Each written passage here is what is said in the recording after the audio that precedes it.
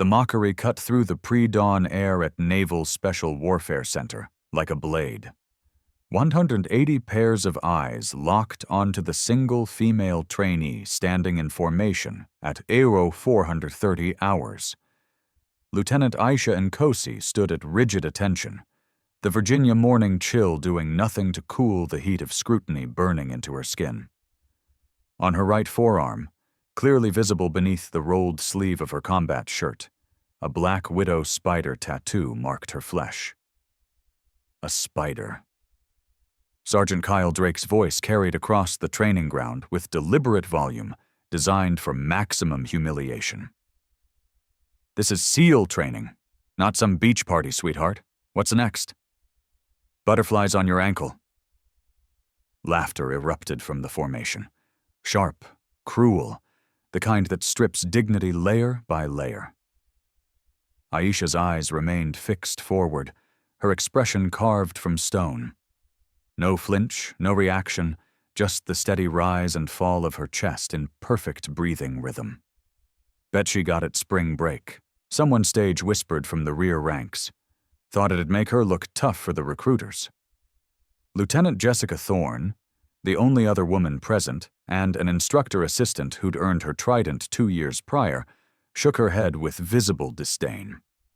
She'd fought too hard to carve her place here to tolerate another female who might dilute her achievement. Competition wasn't welcome. Solidarity was a luxury she couldn't afford. Instructor Brian Walsh approached with measured steps, his eyes narrowing as he examined the tattoo more closely. The design was intricate, too intricate. Black ink formed geometric patterns around the spider's body, coordinates barely visible in the webbing. He straightened suspicion, flickering across his weathered features. Nkosi Walsh's voice carried authority earned through 2 decades of combat operations. That marking have some special meaning. Aisha's gaze shifted to meet his direct, unflinching. Yes, sir, it does. Care to elaborate? No, sir. The silence that followed felt heavier than the 60 elob ruck every trainee carried. Then Drake's laughter shattered it, triggering another wave of mockery that rolled through the assembled personnel like thunder. They assumed mystery meant nothing. They thought silence indicated weakness.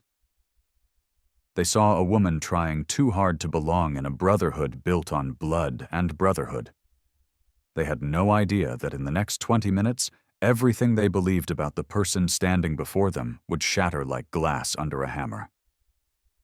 Walsh held Aisha's gaze for 3 more seconds, searching for cracks in her composure. Finding none, he turned away with a dismissive gesture. Fall in for morning PT 5-mile run. Nkosi, you're on point. Let's see if that ink can keep pace. The formation moved with practice efficiency boots, striking pavement in synchronized rhythm as they headed toward the starting line. Aisha took her position at the front, aware of Drake positioning himself directly behind her. His breath hit the back of her neck when he leaned close enough that only she could hear. Going to enjoy watching you break, he murmured. They always break. Always. She said nothing. Words were ammunition best kept in reserve. The run began under a sky transitioning from black to deep purple stars fading as the Atlantic horizon threatened sunrise. Aisha settled into a pace that felt sustainable. Not fast, not slow, just steady. Her breathing remained controlled, her stride economical. Behind her, the pack spread out within the first mile, some pushing too hard too early, others falling back to conserve energy. By mile 2, she'd pulled ahead of 60% of the male trainees without appearing to increase effort. Her legs moved like pistons, mechanical and efficient. No wasted motion, no visible strain. Master Chief Tom Harrison, observing from a checkpoint, made a note on his clipboard. Interesting. Most candidates showed fatigue markers by this point. Nkosi looked like she was warming up. Mile 3 brought Drake up beside her, his breathing harder than hers, Despite his larger frame and supposed superior conditioning, he increased his pace. She matched it. He pushed harder. She stayed with him, her expression never changing, her breathing never ragged. Frustration flickered across his face before he dropped back, unable to maintain the unsustainable speed he'd chosen. She finished in the top 15%. Not first. That would draw too much attention, but strong enough to make a point without making a statement. Drake crossed the finish line 30 seconds later, sweat streaming down his face. He bent over, hands on knees, gulping air. When he straightened, his expression had shifted from confidence to something darker. "Beginner's luck," he announced to anyone listening. "Let's see how she handles the real stuff." The real stuff materialized after a 10-minute recovery period. Walsh gathered the unit at the obstacle course, a brutal configuration of walls, ropes, and barriers designed to break bodies and spirits in equal measure. Standard protocol called for completion in under 12 minutes with full combat load. Drake had other ideas. "Nkosai," he called out, voice carrying across the assembled trainees. "Since you are so eager to prove yourself, let's make it interesting. 60 lb in your ruck instead of 30. Show us what that spider tattoo really means." Before we continue with what happens next, if this story of hidden warriors and underestimated heroes resonates with you, hit that like button right now. This channel brings you real stories of extraordinary courage, hiding in plain sight stories. The mainstream media won't tell you. Subscribe and turn on notifications so you never miss these powerful tales. Drop a comment below telling us where are you watching from today. Let's build a community of people who recognize that true strength doesn't always announce itself. Aisha accepted the additional weight without protest. The extra 30 doldi settled onto her shoulders like a familiar burden. She adjusted the straps with movements that suggested muscle memory rather than learning. Small detail. Nobody noticed. The course began with a 12T wall. She hit it at speed using momentum and technique rather than pure strength to vault over the top. The rope climb followed, 60 FT of braided hemp that burned palms and tested grip strength. Her hands moved in a pattern too smooth for someone supposedly new to this. Wrap lock, pull, wrap, lock, pull, efficient, practiced. Corporal Ryan Jensen watched from the sideline with calculating eyes. He'd been assigned to monitor equipment, a mundane task that suited his real purpose. When Aisha moved to the next obstacle, he stepped toward her gear bag with casual indifference, hand reaching for the water bottle. A small adjustment, a minor contamination. Nothing immediately dangerous, but enough to cause problems during the afternoon heat. "Leave it alone," the voice came from behind him. Corporal Emma Torres, arms crossed, expression neutral. "Whatever you're planning, don't." Jensen straightened, all innocence. "Just checking the equipment, making sure everything's secure. Sure you were." Torres didn't move, didn't break eye contact. "Just remember, actions have consequences." Back on the course, Aisha cleared the final obstacle. Her time logged at 11 minutes 42 seconds in the top 20%. With double the weight, Walsh checked his stopwatch twice, certain he'd misread the numbers.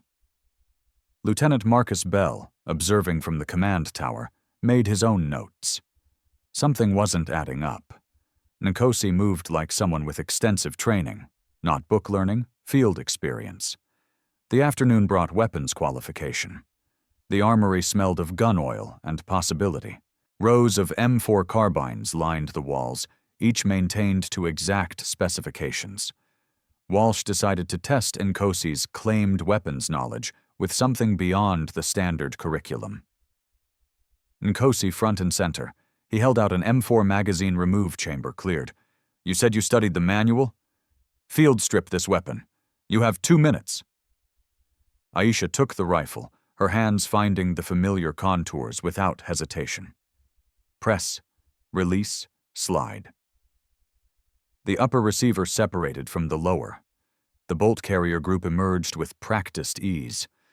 Firing pin, extractor, gas rings, each component laid out in perfect order on the table before her. Walsh glanced at his stopwatch. 47 seconds. Fast. Too fast for someone working from book knowledge alone. Now do it blindfolded. Murmurs rippled through the observing trainees.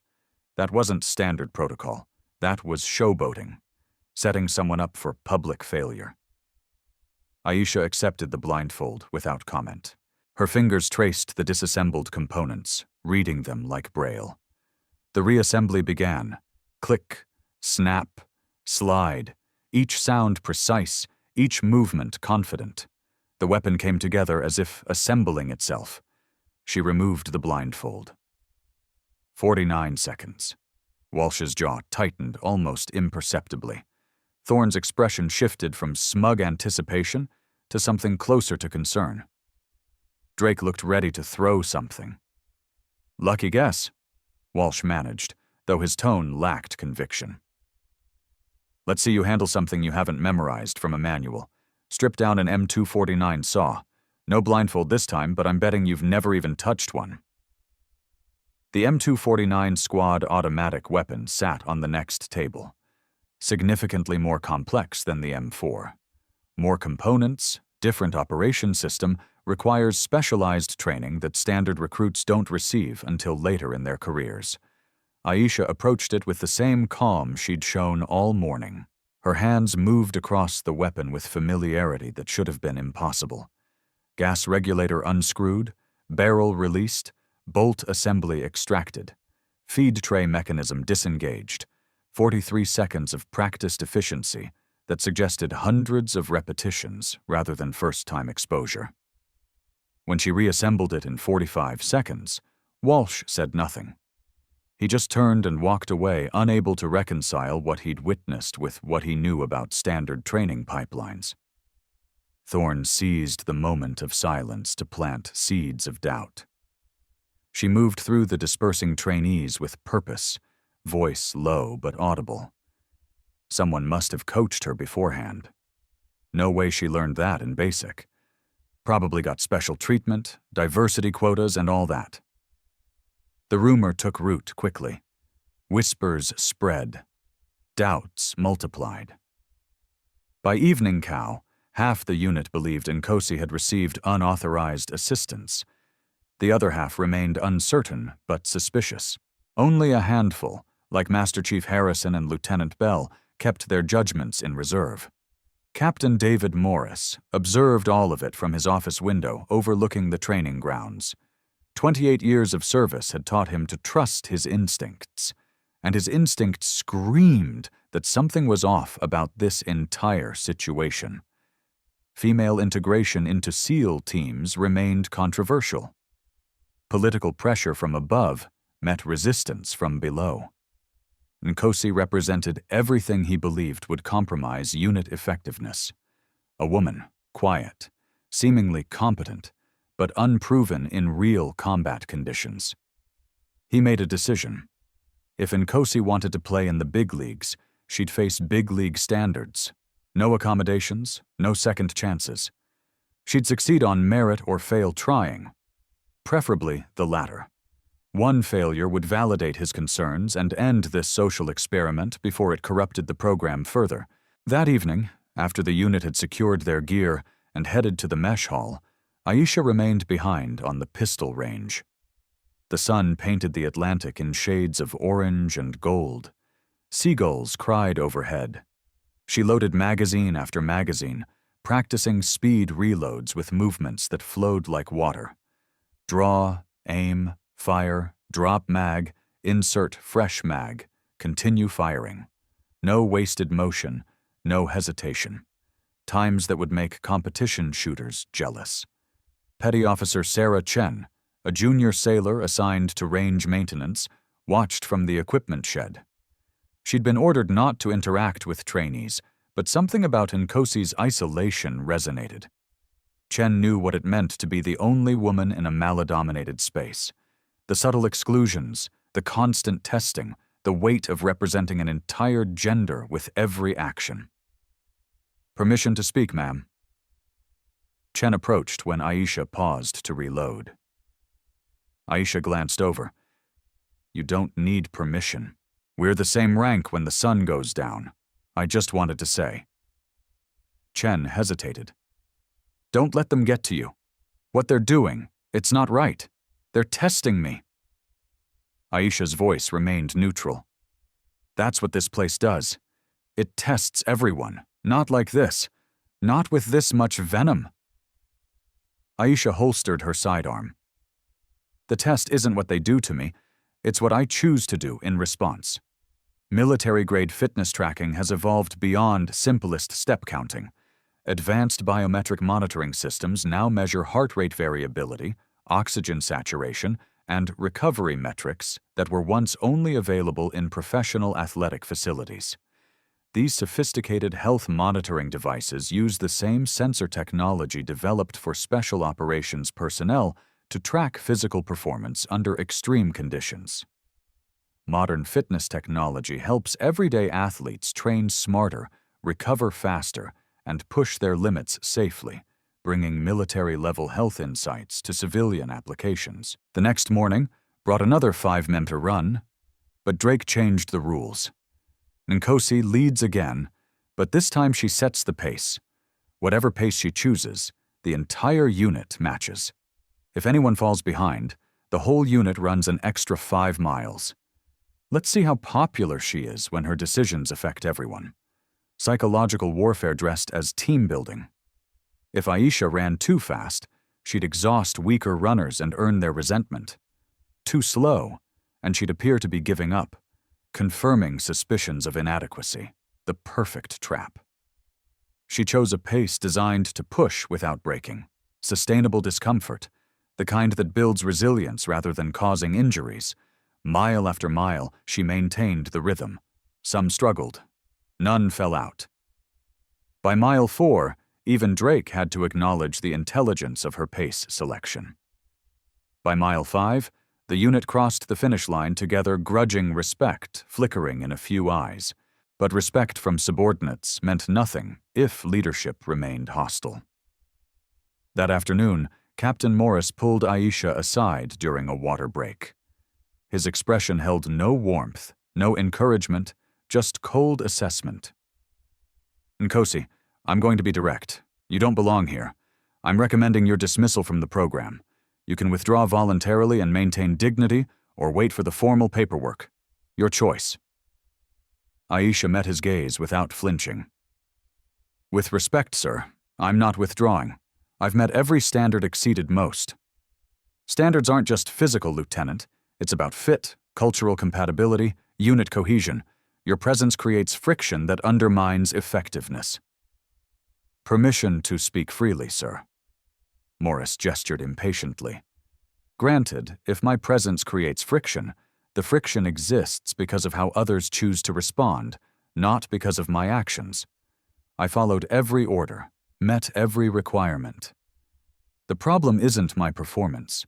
It's the perception that I shouldn't be here regardless of performance. That perception exists for a reason." "Does it, sir? Or does it exist because change always faces resistance?" "The standards are the standards. Either I meet them or I don't. Everything else is noise." Morris's jaw tightened. "Your evaluation period ends in 1 week. I'm moving up your final assessment tomorrow. 0600 hours. Combat scenario. Hostage rescue simulation. You'll lead a team against opposition force. If you fail, you're gone. If you succeed," he paused. "Let's just focus on the failure. If you're enjoying this story of someone proving everyone wrong, make sure you're subscribed. We upload stories like this 3 times a week. Tales of quiet warriors, hidden heroes, and people who carry more weight than anyone realizes. Hit that notification bell so you catch the next one. Your support keeps these stories coming." That evening, as Aisha prepared her gear for the next day's evaluation, she found her canteen empty despite having filled it that morning. Closer inspection revealed a small puncture near the bottom. Sabotage, not life-threatening, but designed to cause dehydration during critical moments. She said nothing, just retrieved a replacement canteen and conducted a thorough check of all her equipment. Torres appeared at her bunk after lights-out voice barely above a whisper. "Jensen's been messing with your stuff. Saw him near your gear bag this afternoon. Thought you should know. Appreciate the heads up. Why don't you report it? File a complaint. Because complaints require proof. Proof requires investigation. Investigation creates drama that distracts from the mission. I handle my own problems." Torres studied her in the darkness. "You're not like other people, are you?" Aisha's response came after a pause, long enough to be deliberate. "We're all the same. When the bullets fly, that's when truth shows up." The combat simulation began before dawn. 2 teams. Aisha led Blue Team. Drake commanded Red Team, playing the role of hostage takers. The scenario: 3 hostages held in a mock building, multiple entry points, unknown number of hostile forces. Standard SEAL tactics applied. Except Drake had no intention of playing standard. Blue Team moved through their approach with precision. Aisha used hand signals that felt natural, too natural, for someone supposedly learning them for the first time. Stack formation, button hook entry, room-clearing patterns that flowed like choreographed dance. Her team responded to her commands with growing confidence. She knew what she was doing. Finally, someone who actually knew what she was doing. They breached the building. Flashbangs detonated with concussive force. Simulated gunfire tracked by laser systems registered hits and misses in real time. Aisha moved through the structure like water finding cracks, always choosing the path that minimized exposure while maximizing speed. Her weapon handling showed proficiency that exceeded the curriculum by orders of magnitude. First room cleared. 2 hostile forces neutralized with non-lethal paint rounds. Second room. 3 more hostiles, all eliminated before they could respond. The hostages were located in the 3rd room. Standard protocol called for methodical approach. Aisha went non-standard. She read the layout in seconds, recognized the trap. Drake had positioned his people to create a fatal funnel. Anyone entering through the obvious door would walk into a kill zone. So she didn't use the obvious door. Using a technique not taught until advanced courses, she created a new entry point through an adjacent wall, flanking the hostile positions, before they realized the angle of attack had changed. 3 seconds. That's how long it took to neutralize the remaining hostile forces. Once Blue Team entered from the unexpected vector, the hostages were secured. 0 casualties on either side. Mission success in 11 minutes 34 seconds. One of the fastest times recorded for this particular scenario. Observing from the control room, Commander Jack Reeves leaned forward in his chair. He'd been watching the simulation with professional interest that had slowly transformed into something sharper, more focused. He'd seen those hand signals before, years ago, in classified briefings about operations that officially didn't exist. He'd seen that room-clearing technique demonstrated once by operators whose names never appeared on any roster. Walsh checked the simulation results 3 times, certain the system had malfunctioned. Morris stood rigid, face unreadable, but jaw clenched. This wasn't supposed to happen. Nkosi was supposed to crack under pressure, make mistakes that justified her removal. Instead, she'd executed at a level that exceeded half his veteran instructors. The teams emerged from the simulation building. Drake's face showed something between anger and disbelief. He designed the scenario to be unsolvable through conventional tactics. Nkosi had gone unconventional, smart, adaptable, exactly the qualities SEAL training was supposed to develop. But Drake's pride couldn't tolerate defeat. As Blue Team removed their safety gear, He approached Aisha with aggression barely contained within military protocol. You got lucky. Use tricks that won't work in real combat. Veterans and active military personnel often face unique financial challenges that civilian advisors don't fully understand. Specialized financial planning services now cater specifically to military families, offering expertise in deployment finance management, VA benefits, optimization, and military pension planning. These services understand the complexities of hazardous duty pay, combat zone tax exclusions, and the intricacies of military retirement systems. Professional financial guidance designed for those who serve ensures that financial security matches the commitment made to national defense. Aisha's response came quiet but clear. Real combat doesn't follow training scenarios, Sergeant. It requires adaptation. That's what I demonstrated. You demonstrated disrespect for established procedures. I demonstrated mission success within authorized parameters. Drake stepped closer, invading personal space. Intimidation through proximity. You think you're special? Think that little spider tattoo makes you tough? I think mission success speaks for itself. His hand shot out, gripping her shoulder with unnecessary force. Listen here, Sergeant Drake, Morris's voice cut through the confrontation. Step back now.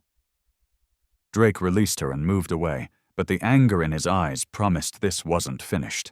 Morris approached with measured steps, his expression still unreadable. Nkosi, that was adequate performance. However, one successful simulation doesn't qualify you for ongoing training. Your evaluation continues. Before Aisha could respond, Commander Reeves emerged from the control room. He walked with purpose, his senior rank evident in bearing rather than decoration. Conversation died as he approached. Reeves commanded respect earned through decades of service in shadows most people never knew existed. He stopped in front of Aisha, studying her with intensity that felt like a physical weight. His eyes traced the visible portion of her tattoo. Just the spider, just the obvious part.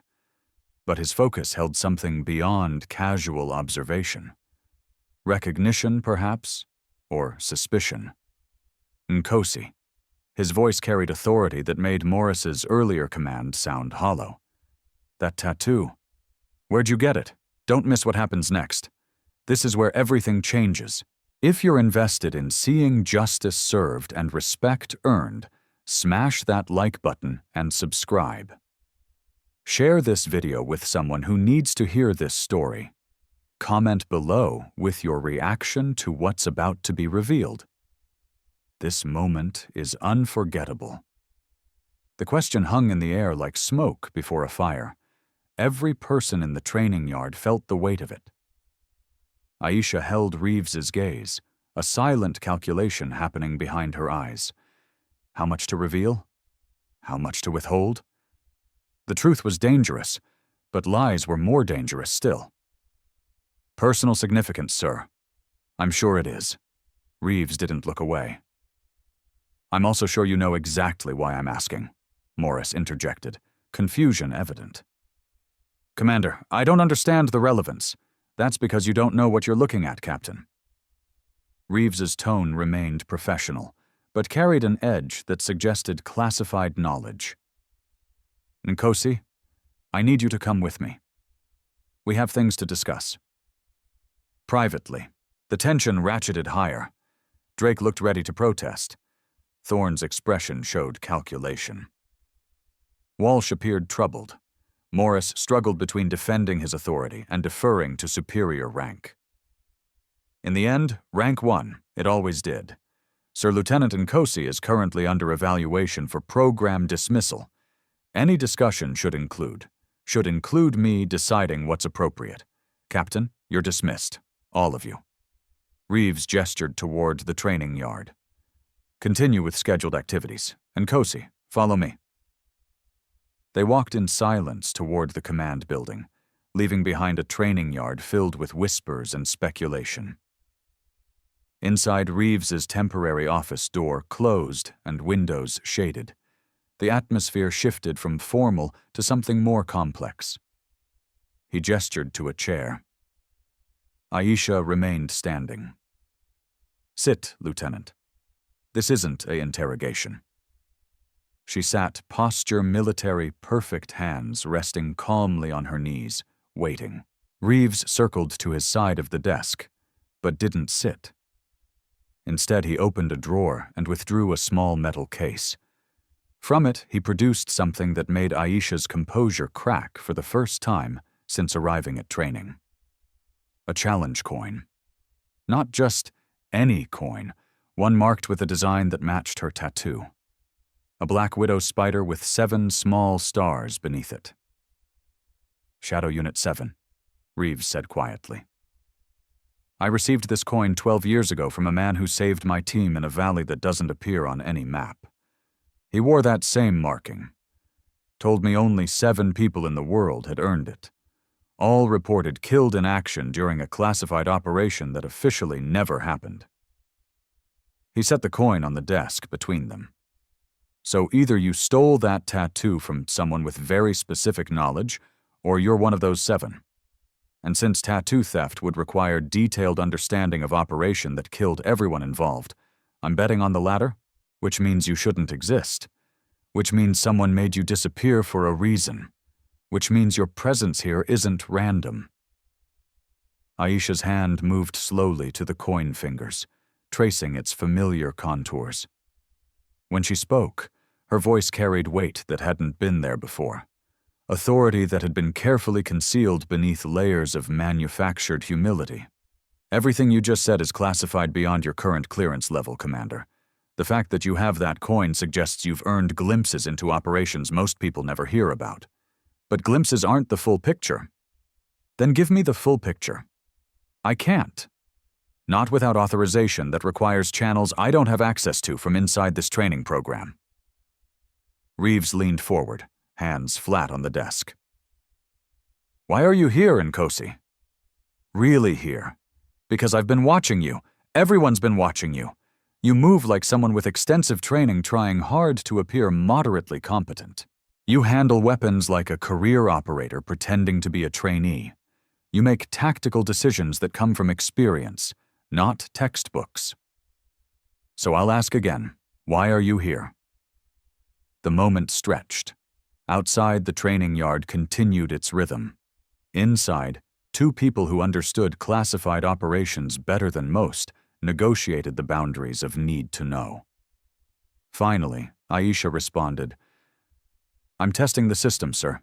Specifically testing whether female integration into SEAL training can succeed based purely on merit or whether institutional bias creates insurmountable barriers regardless of capability. My presence is an evaluation tool. The program doesn't know it's being evaluated, and your real rank, your real assignment, still classified, but higher than lieutenant." She didn't confirm or deny. Silence served as answer enough. Reeves straightened processing implications. "Morris has been trying to fail you out since day 1. Yes, sir. Drake's been actively sabotaging you. Yes, sir. And you've been letting it happen. The test only works if the system operates naturally. Interference would corrupt the data." "Data?" Reeves shook his head. "You're talking about your career like it's an experiment." "It is an experiment, sir. One that matters for every woman who comes after me. If I fail, they'll say it proves women can't handle SEAL training. If I succeed with revealed advantages, they'll say it proves nothing because I had special treatment. I have to succeed while appearing ordinary. That's the only way the data has value. Except you're not ordinary. You're Shadow Unit 7. That marking doesn't go to ordinary operators, which is why it stays covered. Why my real record stays buried. Why I maintain the fiction of being a standard trainee who happens to be female." She met his eyes directly. "I need you to maintain that fiction too, Commander. No special treatment, no revealed protection. Let the evaluation continue as designed." Before Reeves could respond, urgent knocking interrupted. The door opened to reveal Lieutenant Commander Rachel Kim, intelligence officer, with authorization to interrupt anyone short of admirals. Her expression carried news that couldn't wait. "Commander Reeves, I need immediate access to Lieutenant Nkosi's complete service record, including classified sections. There's been a security inquiry triggered by her performance metrics. Multiple red flags in the system suggesting possible foreign intelligence infiltration or identity theft. I need verification of her actual clearance levels before this escalates further." Aisha and Reeves exchanged a look. The situation had just become significantly more complicated. The very thing they'd hoped to avoid official scrutiny that would expose the real evaluation was happening ahead of schedule. Someone had noticed the discrepancies. Someone with enough authority to demand answers. The test was about to end, whether they wanted it to or not. Kim's demand hung in the air like an undetonated explosive. Her security credentials gave her authority that superseded training protocols. National security concerns always trumped internal evaluations. Reeves made a calculation in the space of 2 heartbeats, weighing operational integrity against exposure risk. "Commander Kim, that request requires coordination with Naval Special Warfare Command. Lieutenant Nkosi's records contain classified material that can't be accessed through standard channels, even with your clearance level." He spoke with careful precision, buying time without lying. "I recommend we schedule a secure briefing with appropriate oversight, rather than conducting an emergency review that might compromise ongoing operations." Kim's expression sharpened. "With respect, sir, the flags in the system suggest possible compromise. Every hour we delay increases risk. If Nkosi is who her records claim, verification should be straightforward. If she's not, the implication dangled unspoken, but clear." Aisha remained seated face neutral, but her mind raced through contingencies. Exposure now would corrupt the evaluation before critical data points could be collected.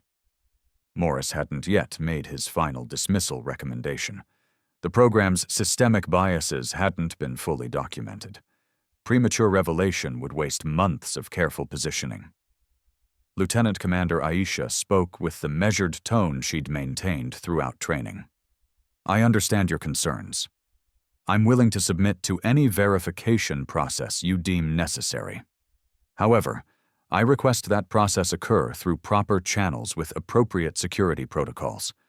My service record contains operational details that shouldn't be discussed in unsecured environments." The careful phrasing worked. Kim recognized the implicit message. This went deeper than standard classification. Whatever Nkosi's actual status, it involved operations that required compartmentalized handling. Pushing too hard too fast might trigger responses from entities Kim didn't want scrutiny from. "Very well, I'll coordinate through SOCOM channels, but Lieutenant Nkosi, you're restricted to base pending verification. No training activities, no interactions with the current class.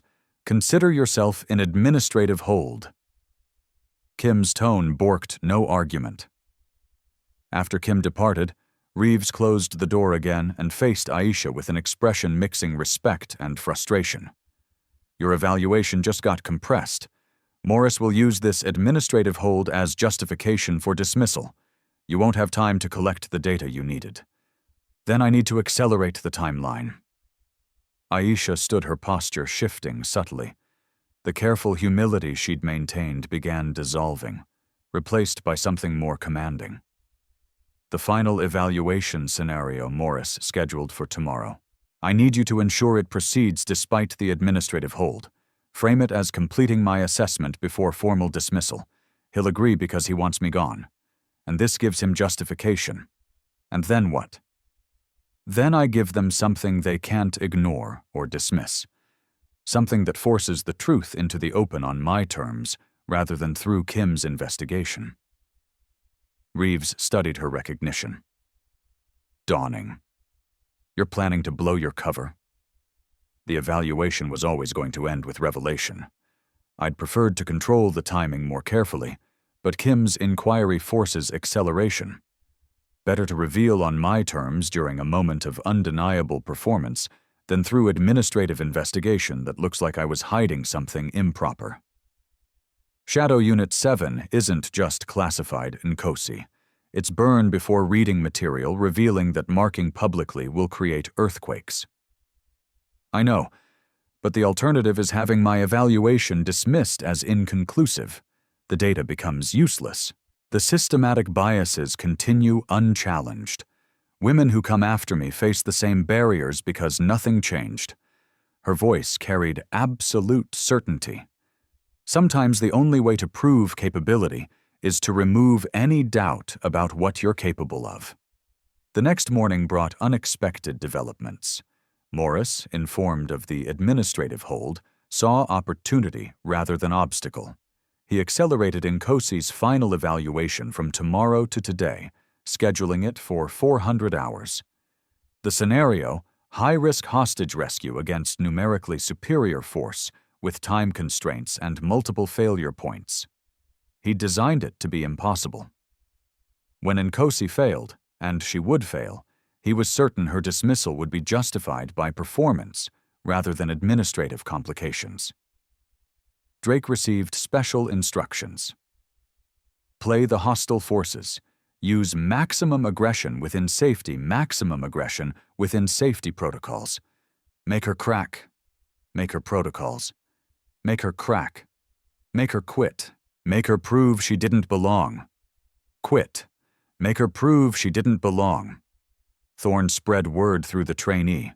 Thorne spread word through the trainee population. Nkosi's getting her population.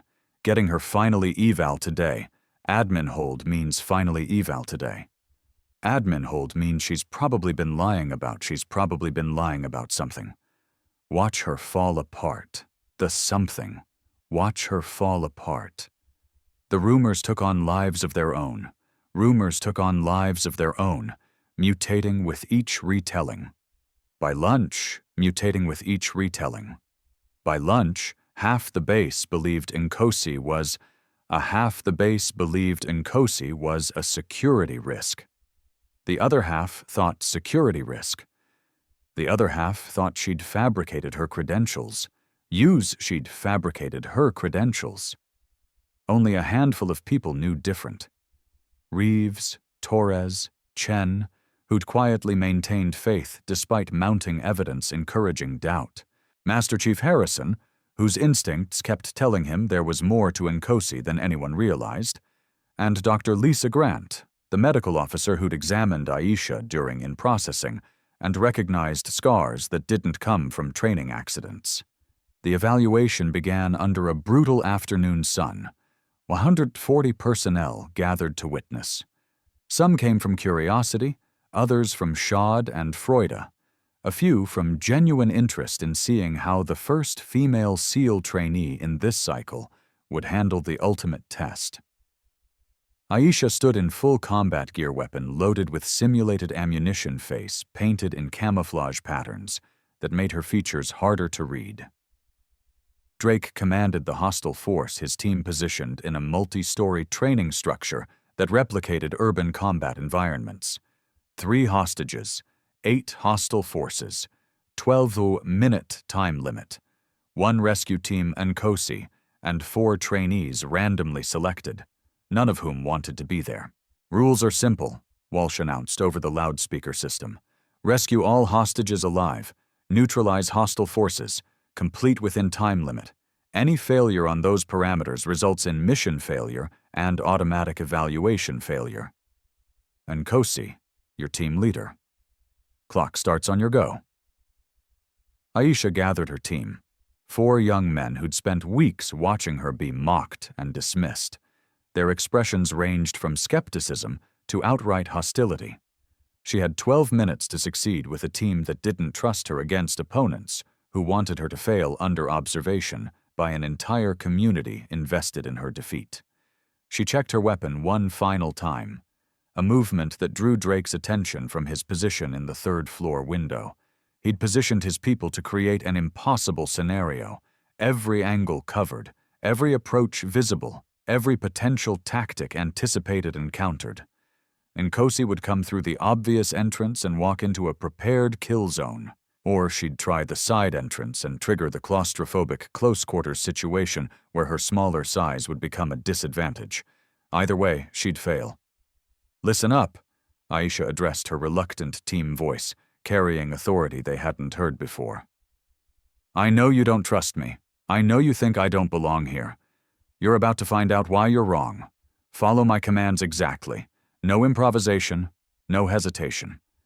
Do that, and we'll finish this in under 8 minutes."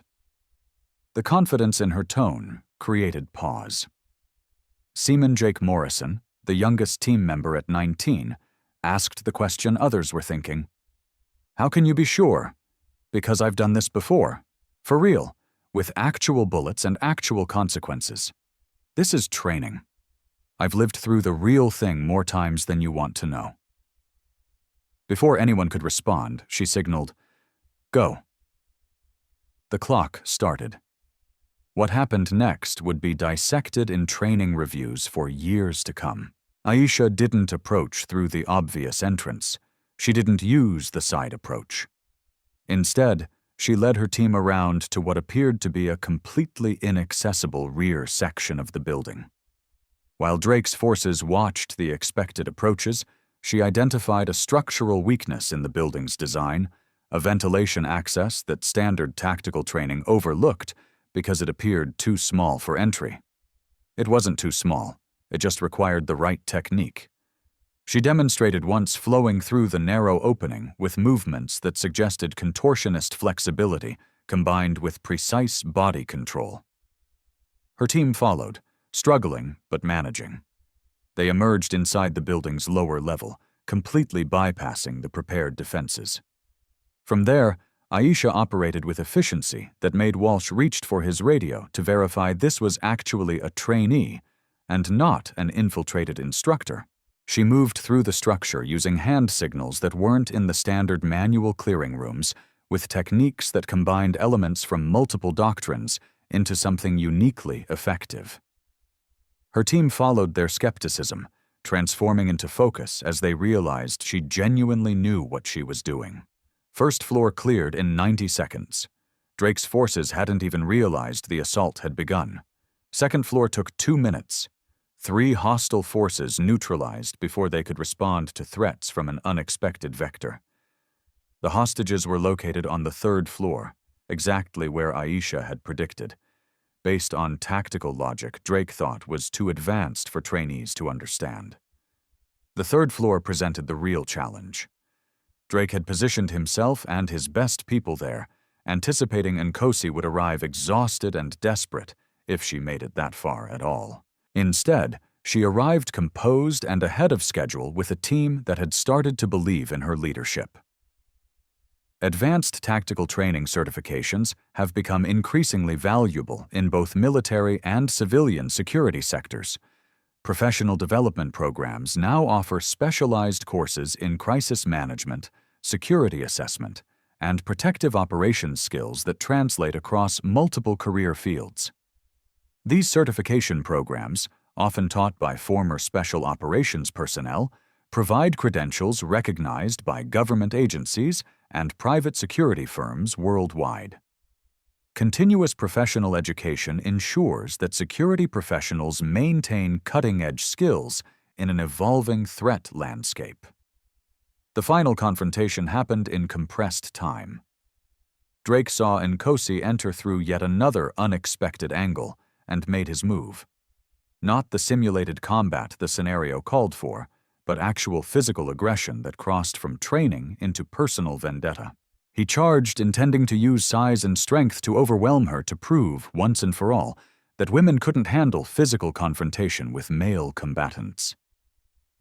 Aisha's response was pure reflex, no thought, just action born from countless repetitions in situations far more dangerous than this. She sidestepped, redirected his momentum, used his own force against him. Drake hit the floor hard, the impact driving air from his lungs.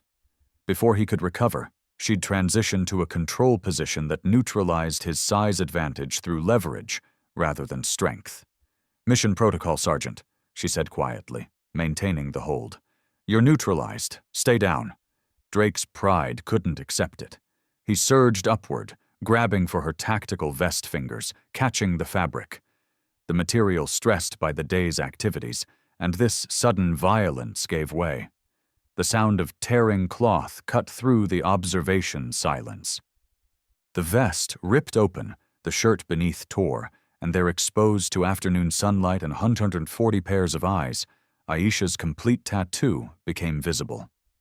Not just the black widow spider they'd mocked, the full design. Geometric patterns formed coordinates 30-47 minutes north, 35 degree or 13 minutes east. Numbers woven into the web SU 7004, and beneath the spider, 7 small stars arranged in a pattern that matched no constellation but held meaning for those who knew. The training yard went silent, absolutely silent. Even the wind seemed to pause. Commander Reeves, watching from the observation tower, stood so abruptly his chair fell backward.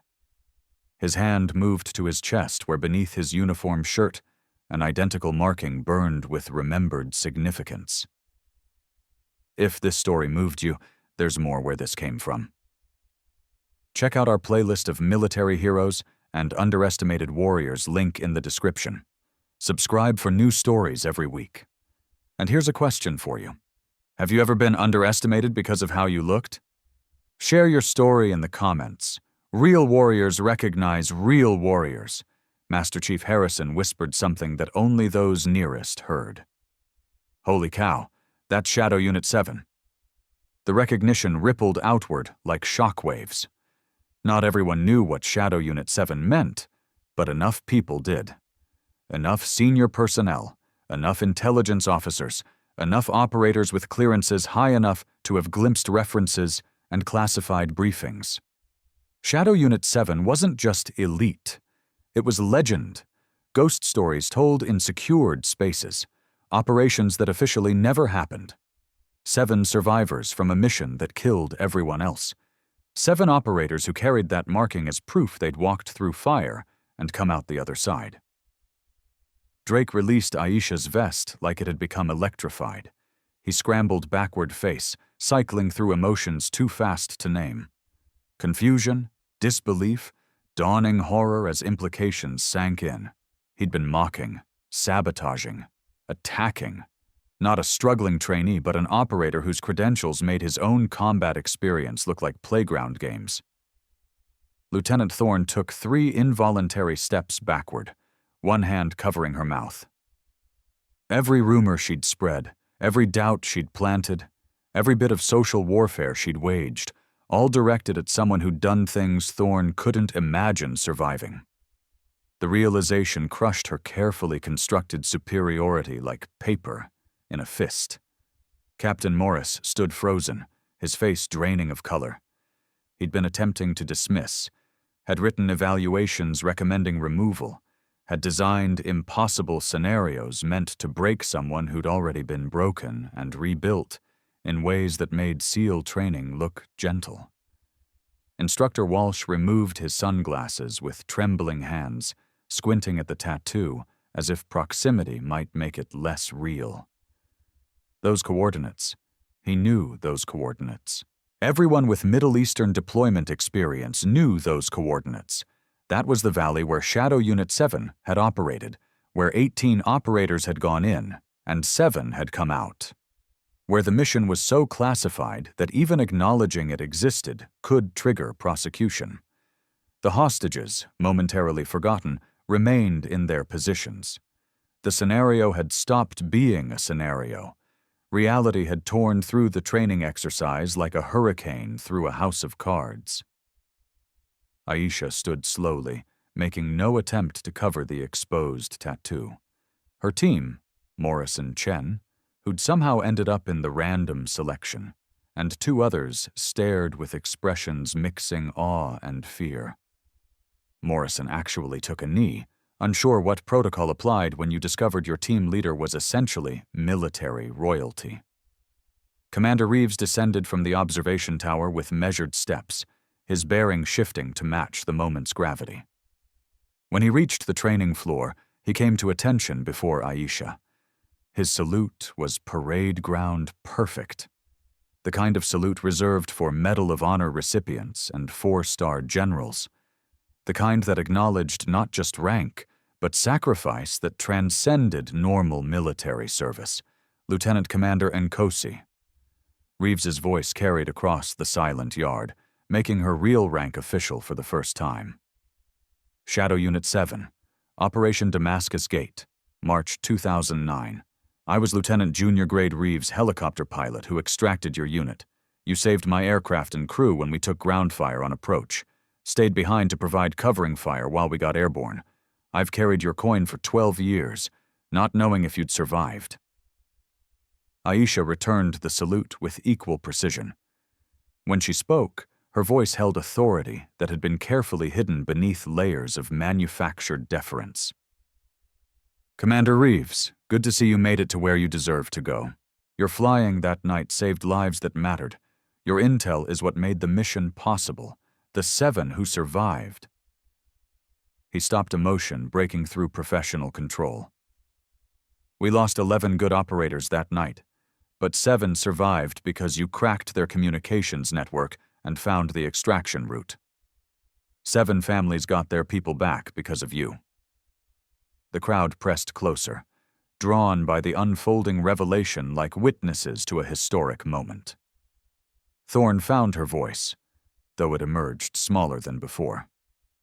That operation, it was in the briefing archives, classified above top secret.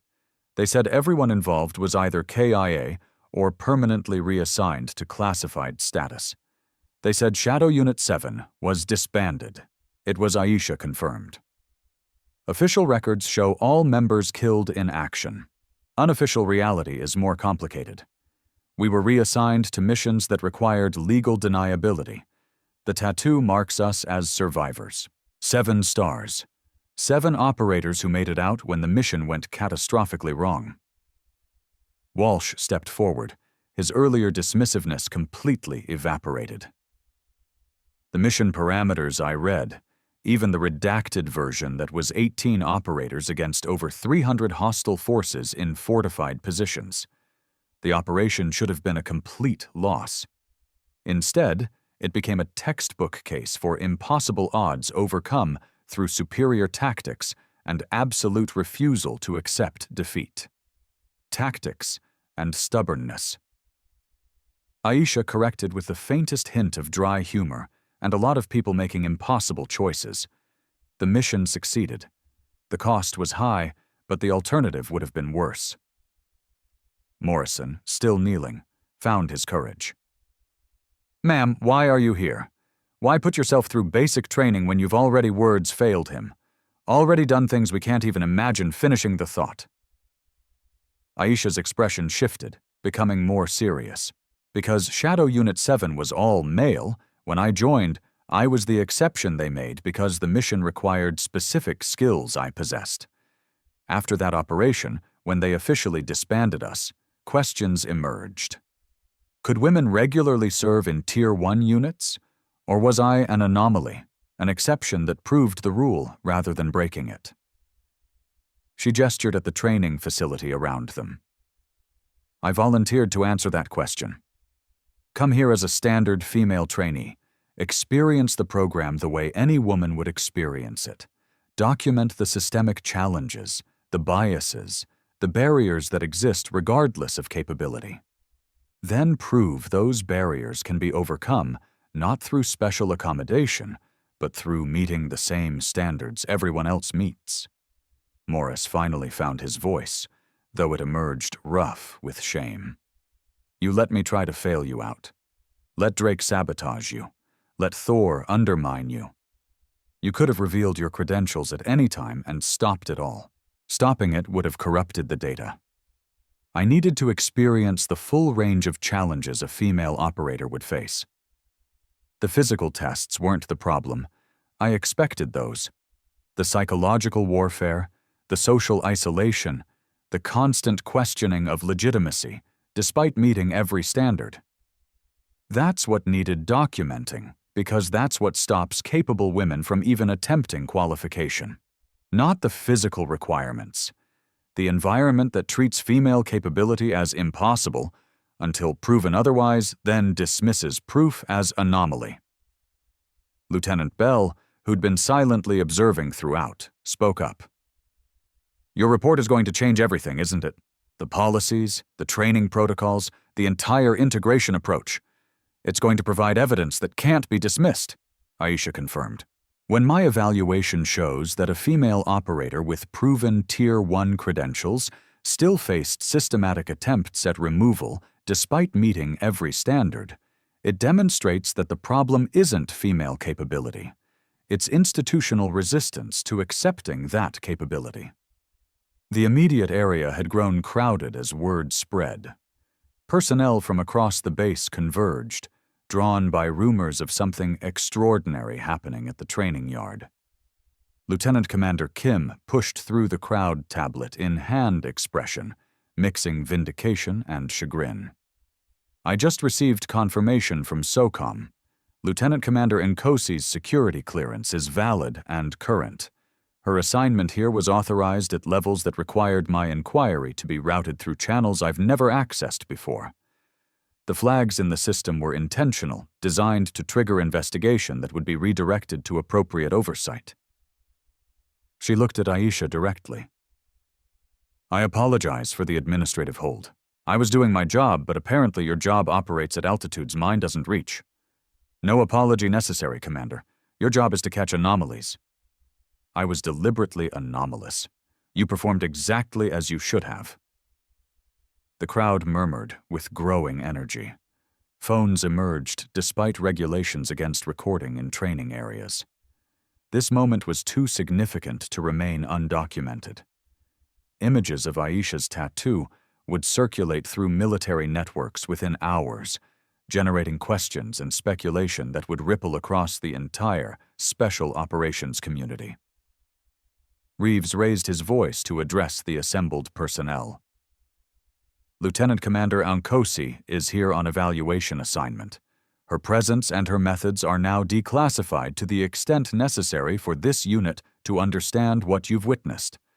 Shadow Unit 7 operated in environments that would break most of us. The 7 who survived did so through skill, courage, and refusal to accept defeat. Nkosi voluntarily subjected herself to a program she'd already exceeded endured treatment no operator should face, and maintained her composure and performance despite systematic attempts to remove her." He turned to Morris directly. "Captain, your evaluation of Lieutenant Commander Nkosi is hereby declared complete. I'm assuming oversight of her final assessment. Do you have objections?" Morris straightened face, still pale but bearing restored.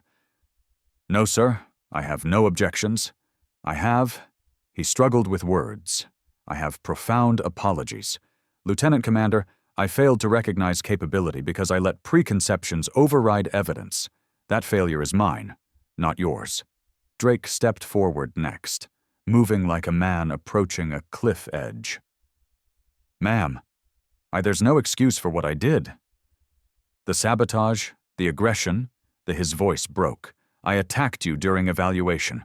I could have seriously injured. You could have tried," Aisha interrupted gently. "But you wouldn't have succeeded. I've survived actual combat against people trying to kill me. Sergeant, training floor aggression, even violating protocol, wasn't a real threat. Just another test, one I passed. That doesn't excuse it. No, it doesn't. But it does provide data point about how male operators respond to female presence in competitive environments. Your actions, while inappropriate, were valuable for evaluation purposes. You're going to face disciplinary review. That's appropriate. But you're also going to be part of the case study that changes how we train people to work in integrated units." Thorne approached with visible reluctance, eyes red.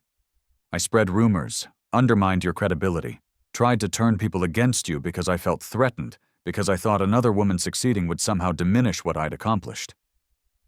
"It wouldn't have," Aisha said. "But that fear is part of what the evaluation needed to document.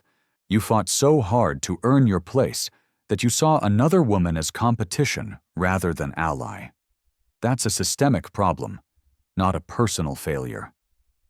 The system made you feel like there was only room for one woman. That scarcity mindset needs to be addressed in how we train and integrate female operators. The conversations continued, each antagonist facing consequences that mixed accountability with understanding. Jensen's sabotage had been documented by Torres, leading to formal charges that would likely result in discharge. But even that became part of the evaluation, how systems respond when misconduct is reported and proven. The formal consequences came swiftly. Morris submitted revised evaluation recommending Nkosi not only complete training, but be assigned as permanent instructor. Drake faced Article 15 for violating safety protocols, resulting in reduction in rank and removal from instructor duties. Thorne received formal counseling and was reassigned to different unit where she'd work on integration protocols from a different angle. Walsh, who'd been complicit through inaction more than action, received development plan addressing unconscious bias recognition. But the institutional consequences went deeper. Within 48 hours, Naval Special Warfare Command issued directive requiring comprehensive review of all training protocols through integration lens. Aisha's report, still being finalized, was already shaping policy discussions at highest levels, questions that had been considered settled. Whether women could serve in Tier 1 units, whether integration created cohesion problems, whether standards needed adjustment, all reopened with new evidence that challenged previous assumptions. Chen approached Aisha 3 days after the revelation, during a moment when the chaos had settled enough for private conversation. "Ma'am, I wanted to thank you for what you did, for how you did it. I was considering dropping out of my advancement program because I didn't think I could handle the environment. Watching you endure and overcome everything they threw at you, it changed my mind. If you can handle what you handled, I can handle my challenges. Your challenges are just as valid as mine were," Aisha responded. Different scale, perhaps, but the core issue is the same. Proving capability in an environment that assumes you're incapable until proven otherwise. That burden shouldn't exist, but until the systems change, we carry it and we prove them wrong, repeatedly, until the proof becomes undeniable. Morrison sought her out as well, though his approach was more tentative. "Lieutenant Commander, I learned something watching all this. I learned that my assumptions about capability were based on appearance rather than evidence. You looked like someone who didn't belong, so I assumed you didn't. I never considered that my assumptions might be wrong. That's something I need to fix about myself. That self-awareness is the first step," Aisha acknowledged. "Most people never get there. They defend their assumptions instead of questioning them. You're young enough to build better patterns. Use that advantage." The week following the revelation brought unexpected visitors. Operators from other units requested meetings with Aisha, seeking insight into her training methods and tactical approaches. Some came from genuine desire to learn. Others came from curiosity about the legend made real. A few came because they'd served with Shadow Unit 7 members and wanted connection to something they'd thought lost. Commander Reeves orchestrated most of these meetings, recognizing that Aisha's presence offered opportunities beyond the integration evaluation. She represented a bridge between classified operations and official doctrine. Her experiences could inform training that would save lives in future operations. Her willingness to endure humiliation for data collection demonstrated commitment that transcended personal pride. But the most significant meeting came from unexpected source. General Patricia Foster, 2-star general responsible for personnel policy across all special operations forces, arrived at the training facility unannounced. Her presence triggered immediate speculation. Generals didn't visit SEAL training unless something major was happening. In a secured conference room, Foster reviewed Aisha's preliminary evaluation report with expression that revealed nothing. After 30 minutes of silence broken only by page turning, she looked up. "Lieutenant Commander Nkosi, your report is going to detonate existing policies like a cluster munition. You understand that?" "Yes, ma'am." "Good. because I'm going to use it to do exactly that.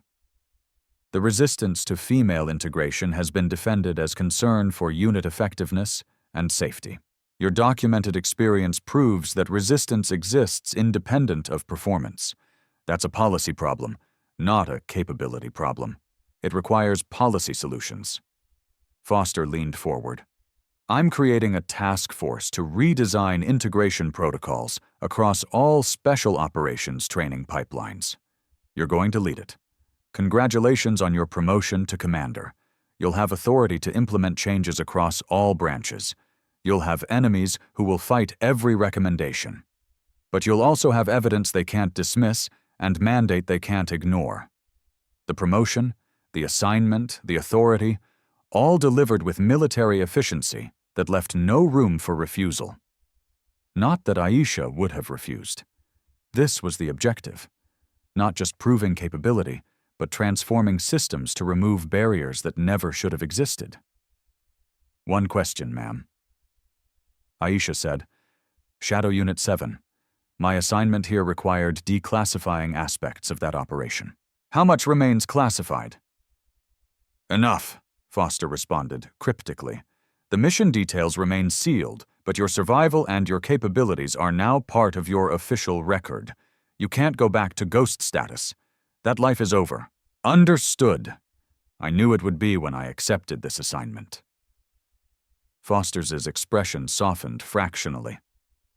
For what it's worth, Commander, what you did here took courage that goes beyond combat. Physical courage is tested regularly in our line of work. But walking into a hostile environment knowing you'd face degradation, sabotage, and systematic attempts at removal, that requires different kind of strength. You proved women can meet physical standards.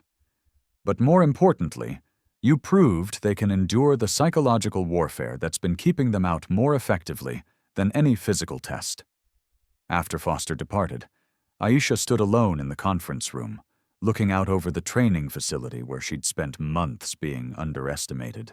The evaluation was complete, the data collected, the report submitted, mission accomplished. But accomplished missions always led to new missions. Her tablet chimed with incoming message, encrypted, routed through channels that technically didn't exist. She opened it, expecting instructions about the new task force assignment. Instead, she found something different. The message header simply read, Shadow Unit 7 Recruitment Protocol activated. Below it, a list of names. 7 names, each with photos and service records, each representing capability that had been overlooked, underestimated, or deliberately ignored by systems that couldn't recognize excellence in unexpected packages. Petty Officer Sarah Chen, junior sailor who'd maintained faith when evidence suggested doubt. Seaman Jake Morrison, young trainee who'd learned to question his own assumptions. Corporal Emma Torres, support personnel who'd recognized injustice and taken quiet action. Lieutenant Marcus Bell, officer who'd chosen fairness over comfort. Master Chief Tom Harrison, veteran who'd trusted his instincts over appearances. Dr. Lisa Grant, medical officer who'd seen scars and kept confidences. And one more, a name Aisha didn't recognize. Captain Elena Vasquez's file indicated current assignment, deep cover identity classified status, listed simply as Ghost below the names. 3 words, their ready recruit. Aisha felt something she hadn't allowed herself to feel during months of evaluation, not satisfaction, not pride, but purpose. Shadow Unit 7 had been disbanded after Damascus Gate because the mission cost had been too high. 7 survivors scattered to various assignments, operating independently, maintaining silence about what they'd done and what they'd lost. But new threats emerged constantly. New operations required capabilities that regular units couldn't provide. New missions demanded operators willing to work in shadows accept no recognition, sacrifice, comfort, and safety for objectives that mattered more than personal welfare. Shadow Unit 7 was being rebuilt, not as it was, but as it needed to be. Diverse, integrated, built from operators who'd proven capability under conditions designed to make them fail. Led by someone who understood both the mission requirements and the human cost of meeting them. The message continued with operational details: a secure facility in Nevada, training program that would make SEAL qualification look comfortable, selection process that tested not just physical and mental capabilities, but ethical decision-making under conditions where no good choices existed, building a unit that could operate in gray areas where traditional military structures couldn't reach, while maintaining accountability that prevented abuse of enormous power. Aisha closed the tablet, touching the tattoo on her arm. 7 stars. Soon, maybe there would be 14, 21. The number didn't matter. What mattered was capability deployed in service of missions that kept people safe, without them ever knowing the danger existed. She turned from the window, already mentally drafting recruitment approaches for each candidate. Chen would be easy. She'd proven ready to step into larger roles. Morrison required more seasoning, but his self-awareness showed potential. Torres had the quiet strength that made for excellent operators. Bell understood leadership in integrated environments. Harrison brought wisdom that only decades of service provided. Grant's medical expertise would prove invaluable in remote operations. And Vasquez, the ghost, another operator working in shadows, waiting for chance to be recognized for capabilities rather than dismissed for appearance. Every shadow unit member started somewhere. Most started underestimated. The training yard outside had transformed from place of humiliation into proving ground for systemic change. The data collected here would reshape policies affecting thousands of operators. The evaluation that had seemed like personal test revealed institutional failures that demanded institutional solutions. But personal missions always led to larger purposes. Aisha left the conference room walking through facility that now treated her with respect bordering on reverence. Trainees stood straighter when she passed. Instructors nodded with acknowledgement that transcended rank. Even Morris, when their paths crossed near the command building, offered salute that carried genuine remorse and newfound understanding. "Commander Nkosi," he said after she returned the salute. "I learned more from being wrong about you than I learned from years of being right about everything else. That's a gift, even though you paid the price for giving it. We all pay prices, Captain, prices. The question is whether the payment achieves something worth the cost. Did yours?" She considered the question seriously. "Ask me in 10 years when the women coming through this program don't face what I faced, when capability is recognized regardless of who demonstrates it, when the barriers that shouldn't exist have been dismantled brick by brick. Then I'll know if the price was worth it." That evening, as sunset painted the Atlantic in shades of orange and gold, Aisha stood alone at the edge of the training ground where she'd been mocked for her tattoo. The black widow spider on her arm caught the fading light. 7 small stars beneath it, holding significance only a handful of people understood. One of those people approached from behind. Commander Reeves, carrying 2 cups of coffee, offered one without comment. They stood in companionable silence, watching trainees run through exercises that would build them into operators capable of extraordinary things. "Damascus Gate," Reeves said finally. "I never told anyone this, but that night when we were extracting your unit, I thought we'd lost you. You stayed behind providing cover fire when everyone else was aboard. By the time we circled back, the position was overrun. I reported you KIA in my after-action report." "I was KIA," Aisha responded quietly. "On paper, that made the next missions easier. Dead women don't get scrutinized. But you're not dead anymore. You're very publicly alive. That's going to make the next phase complicated. Complicated is where we operate best." She touched the tattoo again, the gesture habitual. Shadow Unit 7 was never about easy missions. It was about impossible missions. The kind that required people willing to become ghosts when necessary and warriors when required. That hasn't changed. Reeves sipped his coffee. The recruits you're considering, they're good people. But are they ready for what Shadow Unit 7 requires? Nobody's ready until they survive it. You weren't ready that night over Damascus. I wasn't ready for my first mission. We became ready by refusing to break when breaking was easiest option. She paused. They've already been tested in ways most operators never face. They've endured injustice and maintained integrity. They've proven capability in environments designed to make them fail. That's the foundation. The rest is training. When do you start recruitment? Tomorrow. Foster's task force work runs parallel. I'll be redesigning integration protocols during the day, rebuilding Shadow Unit 7 at night until both missions are complete. That's going to kill you. I've survived worse. Reeves chuckled quietly. Yeah, you have. But for what it's worth, Commander, I'm glad you survived. The military needs people like you. People willing to prove what's possible, rather than accepting what's convenient. After he departed, Aisha remained watching the trainees. One caught her attention.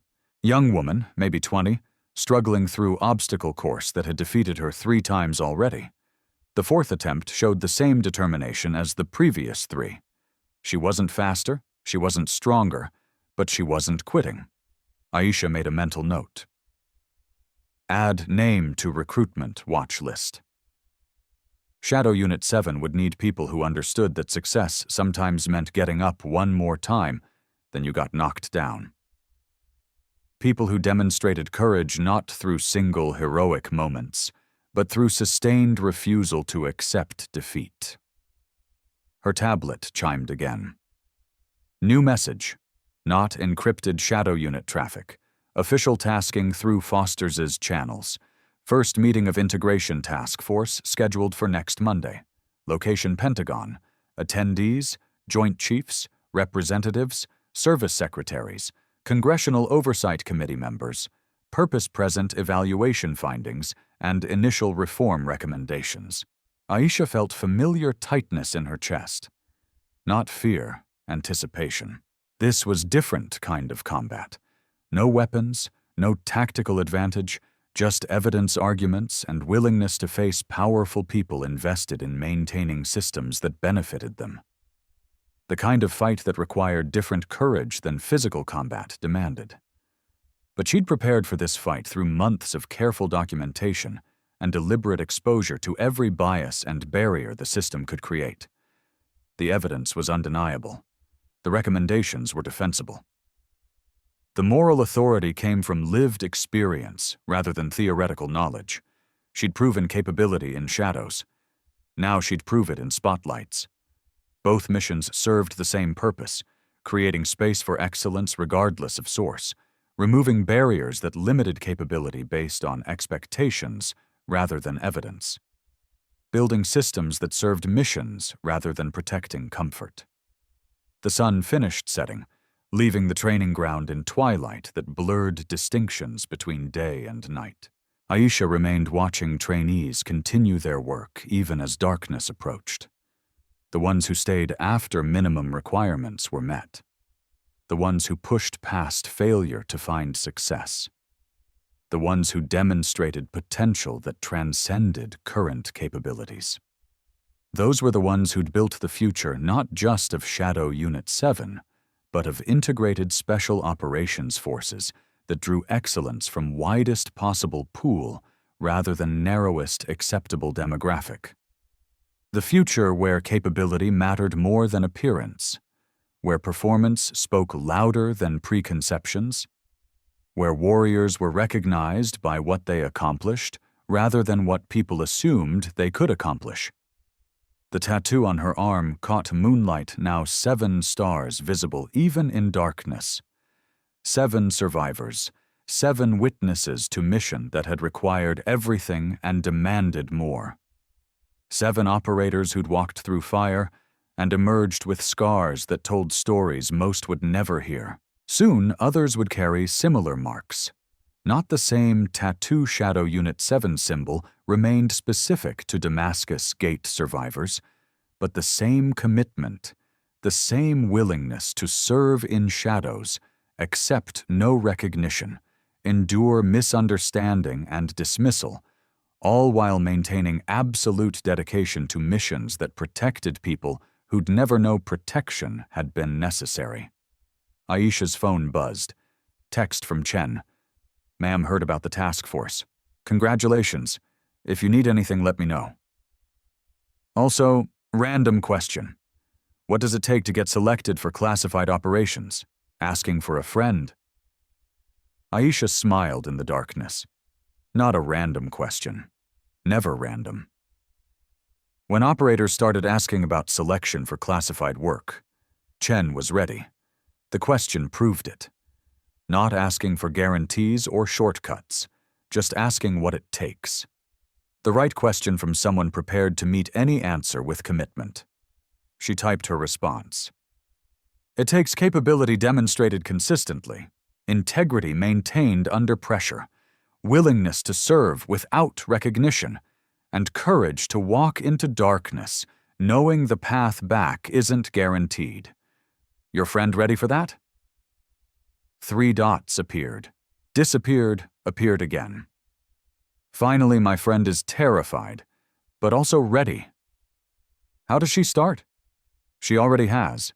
Everything that comes next is just training. I'll be in touch. The conversation ended, but recruitment had begun. Not with formal process or official selection boards, but with quiet identification of operators who'd proven themselves in shadows, waiting for someone to recognize what they'd already become. Shadow Unit 7 was rebuilding, not as tribute to past glory, but as response to present necessity. New missions demanded new operators. New threats required new approaches. The old model, homogeneous teams drawn from narrow demographics, had served its purpose. The new model would serve better. Diverse capabilities, multiple perspectives, excellence drawn from anywhere it could be found, rather than only where tradition looked. Aisha walked back toward her temporary quarters path, lit by stars and distant facility lights. Tomorrow would bring new challenges, task force work, policy battles, resistance from people invested in maintaining systems that benefited them. But she'd faced resistance before, overcome it through evidence and persistence, and refusal to accept defeat as permanent condition. The evaluation that had started with mockery had ended with revelation. The mockery had served its purpose, documenting barriers that needed removal. The revelation had served its purpose, proving those barriers could be overcome. Now came harder work. Translating evidence into policy, converting proof into practice, building systems that worked as they should have worked all along. But for tonight, this moment, Aisha allowed herself satisfaction. She'd completed the mission, survived the test, proven the point. 7 stars on her arm represented 7 survivors. Soon more operators would carry their own marks, different symbols, same commitment. The tradition continued. The mission evolved. The work remained.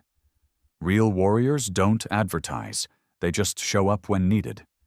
In shadows or spotlights, in uniforms or civilian clothes, with recognition or without. The mission always matters more than the acknowledgement. The service transcends the ceremony. The sacrifice speaks louder than the salute. Aisha touched her tattoo one final time before entering her quarters. 7 stars, 7 survivors, infinite missions still ahead. The story of Shadow Unit 7 hadn't ended at Damascus Gate. It had merely paused, waiting for the right moment to continue. That moment had arrived. The next chapter was beginning, and this time, the shadows would be populated by warriors who'd proven themselves, not despite doubts, but through overcoming them, not by meeting diminished expectations, but by exceeding standards that should have applied equally all along, not through special accommodation, but through demonstrated excellence that couldn't be dismissed, denied, or ignored. The future of special operations walked through those training grounds every day. Some would falter, others would succeed. All would be judged by capability rather than appearance, by performance rather than preconception, by what they accomplished rather than what people assumed they could accomplish. That was the legacy worth building. That was the mission worth completing. That was the future worth fighting for. And Aisha and Kosi, once ghost, once dead on paper, now commander and architect of change, would ensure that future became reality. One policy at a time, one recruit at a time, one mission at a time, until the shadows were filled with warriors who deserved to be there, and the light recognized them all.